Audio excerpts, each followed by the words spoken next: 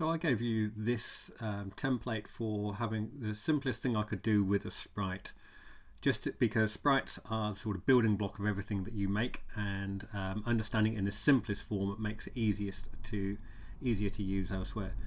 So just quick reminder, we've got a sprite list. We make a sprite list. We make a sprite, coin equals arcade.sprite, and I'm using this coin gold PNG. And every sprite has got a coordinate, x and y, and it's also got a change x and a change y, and a change angle. So once I've made a coin here, I can then append my coin to my list, and not forgetting to draw it inside the onDraw function. And if you don't call this update function in the update, then this change x does not get applied.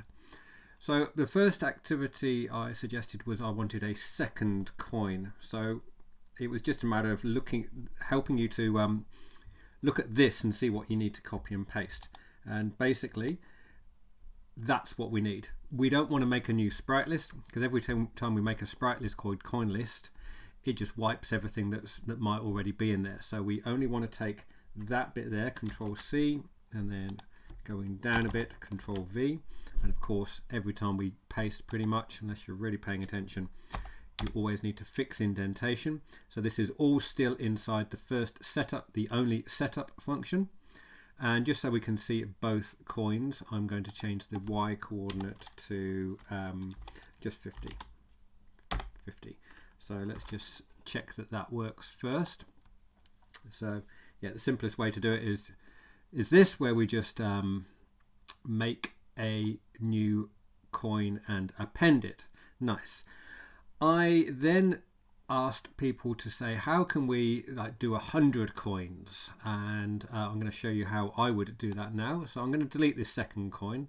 We don't need that anymore. And I'm going to do a for loop. So it's going to be for I in range 100. And then it's going to be the same code that we had. That's what I copied before to make another coin. This is going to make 100 coins, because we're going to do the same code 100 times.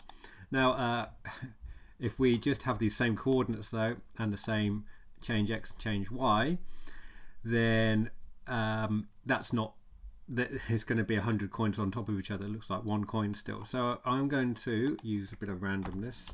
So import random, and I'm going to give the x, make the x a random dot rand int, and you have to specify start and finish, and Control C, Control V. I think we'll go 400. I seem to remember it was 600 by 400. And while I'm here, I'll also change their speed. So we'll do the same thing. So random.randint, and we'll make that from -1 to 1, and same. So they'll be heading in different directions. Let's check that works. So we should have 100 coins all heading in different directions. Nice. Except of course for these ones that aren't moving, because this random.randint is choosing values from -1, 0 and 1.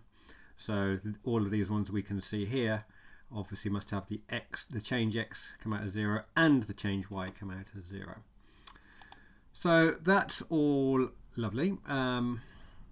The next thing I suggested, I'm going to do in a separate video, because I want 2 videos, and I want the second one just to be about adding more sprites, the things you do there.